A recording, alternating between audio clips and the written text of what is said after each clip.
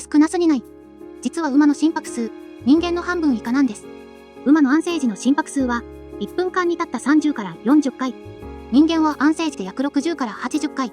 つまり馬の心臓は、ゆっくり、でも超パワフルに動いています。体重500キロ以上の体を支えるため、1回の鼓動で大量の血液を全身に送れる構造なんです。だから長時間走ってもバテにくく、昔から移動や戦いの相棒として、人と共に生きてきました。静かに、力強く生きる心臓。もし人間が同じ心拍数だったら、あなたは耐えられると思いますか？面白いと思ったら、高評価とチャンネル登録、よろしくお願いします。他にも気になる動物がいたらコメントで教えてね。